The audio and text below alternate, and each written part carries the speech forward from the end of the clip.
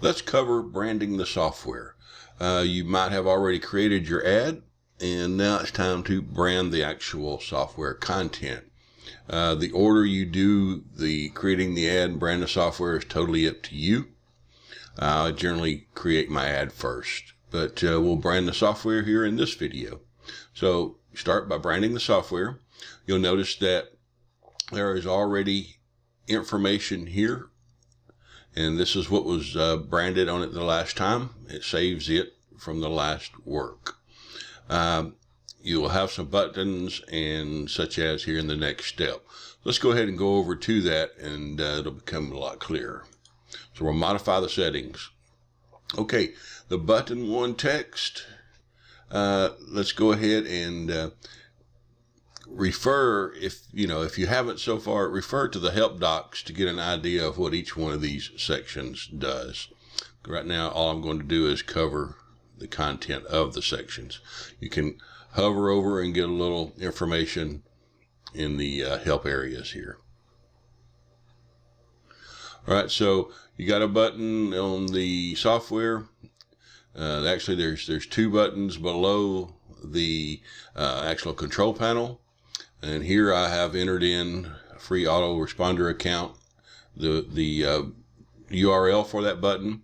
The same for this button. I have entered in my text and URL. Okay, the custom toolbar button text is the top of the software, and it leads to an RSS URL. So you can do a couple of things here on this one. This one is, of course, going to a WordPress site. They always seem to work the best. If you have problems getting the software to read your RSS feed, you can always go and convert it using like the Google RSS reader service. What's it? FeedBurner. I'm sorry, I had a headlock up there. Anyway, you could also convert your feeds using FeedBurner by Google there, and it a lot of times will clean up some of the older feeds and maybe a little error on it and use it. But what happens is this will display your RSS feed under this button here. Okay, the support URL, and this appears in the footer. Of course, it could be to your support desk or to any URL that you want. It's totally up to you. Okay, now your online registration code URL. When people start the software up, they're going to need to enter a license code. You will be assigned a license code, and you pass that on to the people that's downloading your software. They will need that to activate the software. And what happens is when they start it up, if they don't have it, then on that page where they enter it, there will be a link to send them, and you can actually just enter the URL in here. It could be to an opt-in form, or however you're doing this. It doesn't matter, just however you're going to get the key to them. All right, now here is the banner ad URL. If you've already watched the video about creating your banner ads, your header ad, banner ad, whatever you want to call it, this is the URL for that. So quickly, I'll just kind of go through and show you this real quick. So here's the banner ad URL.